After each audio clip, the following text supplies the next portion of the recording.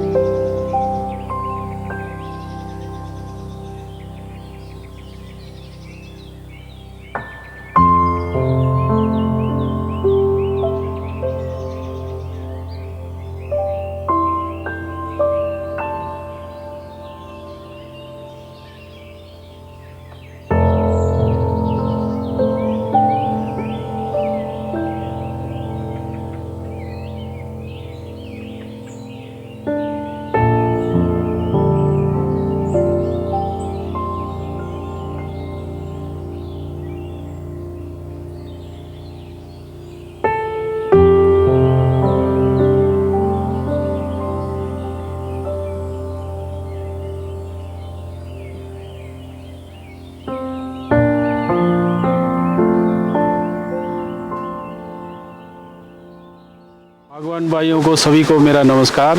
अब आ गया वक्त हमारे यहाँ चेरियाँ तोड़ने का। अब ये चेरियाँ सारे तैयार हो गए हैं, जो 3-4 वैरायटी है सारे तैयार है। डीरो नीरो, black heart, red heart, Stella, ये अभी तक इस बगीचे में फिलहाल जो फ्रूट लगे हैं ये जो चेरी के यही है। और 2-3 वैरायटी नए आए हैं, अभी उनमें सैंपल नहीं आया है। अब चेरी जो मैंने 4 वैरायटी बताया, ये सारे तैयार हो गए हुए हैं। अब आज से हम इसको तुड़ान शुरू कर रहे हैं और फिर इसको मार्केट तक आज ही शाम को पहुंचा देंगे। लेकिन यहाँ पे जो कौवे और दूसरे पक्षियाँ इस बार बहुत तंग कर रहे हैं, क्योंकि पहले इतना नहीं खाते थे। अब यहाँ पे इस बार अभी तक कोई फ्रूट नहीं है, तो इसलिए ये पक्षियों के लिए ये पहला फ्रूट है, तो इस पर टूट के पड़ रहे हैं। लेकिन जो हमारा जो 9,500 के हाइट पे चेरियाँ हैं, वो वहाँ पे इतना नुकसान नहीं करते हैं। वहाँ पे अभी पक्षियों को यही मालूम नहीं है कि भाई ये क्या चीज़ है, वो देखते ही नहीं है, उसको खाते ही नहीं है बिल्कुल। तो वो बहुत लेट तक चलता है हमारा वहाँ पर। तो अब ऐसा है कि भाई हमारा ये जो फ्रूट में सबसे पहला फ्रूट ये चेरी आया, तो इसलिए अब आज से हमारा ये तुड़ान शुरू है। अब 2-3 दिन यही चलता रहेगा। दिन में तोड़ेंगे, शाम को मार्केट पहुंचेगा। इस बार जो है तो चेरियाँ बिल्कुल साफ़ है। यहाँ हमारे यहाँ ओले नहीं पड़ते। सबसे अच्छी बात ये है कि ओला नहीं पड़ता है यहाँ पर। ओला पड़ने से फिर दागी हो जाता है, तो इतना साफ़ दिखाई नहीं देता है, क्योंकि भद्दा सा लगता है। तो यहाँ पे ओला नहीं पड़ता है और मतलब काफ़ी टेस्टी है। इस बार बीच बीच में बारिशें भी होती रही यहाँ पर। बारिश भी बहुत ज़रूरी है, हल्के हल्के बारिश होना बहुत ज़रूरी है। और धूप भी होना चाहिए, मतलब सारा सब कुछ अगर तालमेल सही मिल गया तो बहुत बहुत स्वादिष्ट है आज इस बार ये जो चेरी है। जीभ पे रखते ही सीधा गलना शुरू हो रहा है ये। इसमें मेहनत तो होता है, काफ़ी मेहनत है इसमें, क्योंकि इसको बड़े हिफाजत से तोड़ना है। फिर इसके पेड़ कच्चा होता है, इस पे रूट स्टॉक पे भी है और दूसरे उस पे भी है, सील्डिंग पे भी है। दो दो प्रकार के पौधे हैं। जो जो ये इस साइड वाले पौधे हैं ये रूट स्टॉक पे है, जो उस साइड वाले बड़े पेड़ है वो सील्डिंग पे है। तो रूट स्टॉक वाला ज़्यादा अच्छा है, क्योंकि मैं सारा देख रहा हूँ रूट स्टॉक वाले में टेस्ट कुछ और है, पर उस पर इतना टेस्ट नहीं जितना रूट स्टॉक वाले पर टेस्ट है। तो मैंने तो 9,500 तक भी ट्रायल के लिए रूट स्टॉक पर 5 पौधे ले गया था और 5 सक्सेस है। वो भी बहुत टेस्टी है और साइज़ बराबर है वहाँ पे भी, बहुत टेस्टी है। बागवान साथियों, जैसा कि ये अपना रूट स्टॉक के बारे में बात कर रहा था मैं, तो ये दोनों पेड़ रूट स्टॉक पे है और इसमें साइज़ देखो इसमें कितने बड़े बड़े हैं। ये देखो साइज़ कितने बड़े बड़े है ये साइज़। टेस्ट में भी फ़र्क है उसमें और इसमें, रूट स्टॉक पे ज़्यादा टेस्ट है। आहा, इतना टेस्टी है। और सबसे मज़े की बात, इसमें कोई स्प्रे नहीं करता हूँ मैं, कोई भी स्प्रे नहीं करता हूँ मैं इसमें। सिर्फ खाली जो है इसको अपने गायों का जो गोबर, सड़ा हुआ गोबर, वो डालता हूँ बस। बाकी कोई भी इस पे स्प्रे नहीं है, आज तक मैंने कोई स्प्रे नहीं किया इस पर।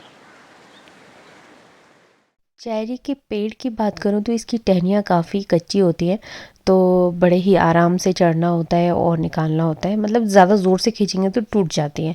और साथ ही साथ अगर हम इसके फ्रूट की बात करें, चेरी फ्रूट की, तो ये भी बहुत ज़्यादा नाजुक होती है। ज़्यादा से ज़्यादा तुड़ान के 5 दिन तक ही चलेंगी, उसके बाद ये धीरे धीरे सड़ने स्टार्ट हो जाती है। ऐसा नहीं है कि एप्पल की तरह, प्लम की तरह काफ़ी टाइम रहे, प्लम भी काफ़ी टाइम तक रह जाते हैं, लेकिन चेरी बहुत ही जल्दी सड़ने लग जाती है। तो अगर इसे चोट लग गई है तो ये तो और ज़्यादा जल्दी सड़ जाएगी, सुबह निकालेंगे तो बस अगले दिन सुबह तक ये सड़ने लग जाएगी। तो मतलब ऐसा होता है कि इसे ना जल्दी जल्दी और फ्रेश फ्रेश खाना बहुत ज़्यादा ज़रूरी है। और अगर आप लोगों के मार्केट में चेरी स्टार्ट हो गए हैं तो ये भी मुझे ज़रूर बताना, आप लोगों के मंडी तक चेरी पहुँची है कि नहीं पहुँची है।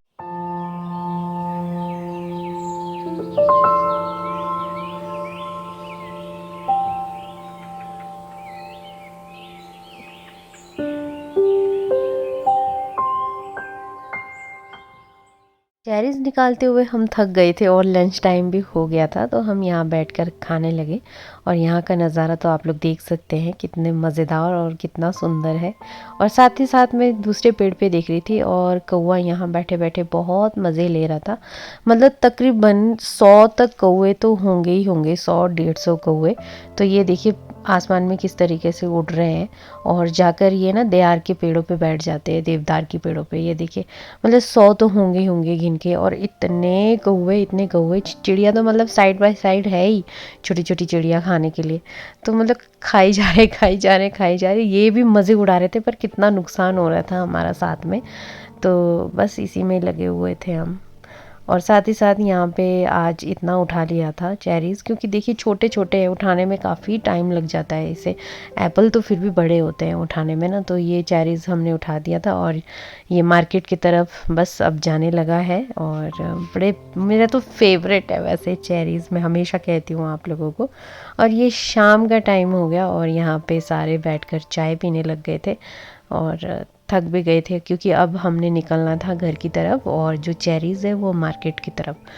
तो बस इसी में हम लगे हुए थे यहाँ पर। तो दोस्तों आज का दिन चेरी निकालते हुए बीत गया हमारा। और इस बार चेरी काफ़ी अच्छे हो गए थे, लेकिन इस बार कौवों और चिड़िया तो चलो खा ही लेती थी कभी कभी, लेकिन इस बार कौवे बहुत आ गए। आप लोग ने भी देखा कि किस तरीके से पूरा आसमानी काला हो गया था, इतने कौवे आ गए हैं। और चेरी इस बार साइज़ में काफ़ी अच्छे हैं और मैंने तो अभी तक इतना खा लिया ना, शायद मैंने 1 किलो खा लिया होगा चेरी। इतना टेस्टी और इतना मज़ेदार। हमारी चेरीज़ तो जा रही है रिकांगपिओ, तो कोई ख़रीदना चाहता है तो रिकांगपिओ जाकर ख़रीद सकता है। और ये देखिए दोस्तों, अभी ये वाली चेरीज़ नहीं पकी हैं, ये लेट पकती हैं ये वाली। तो अलग अलग वैरायटी की है और अलग अलग टाइम है इनका पकने का, तो अपने हिसाब से ये पक जाते हैं। तो आप लोगों को ये वाला ब्लॉग कैसा लगा ज़रूर बताइएगा। मिलती हूँ नए ब्लॉग में नए टॉपिक के साथ, तब तक के लिए बाय बाय, टेक केयर।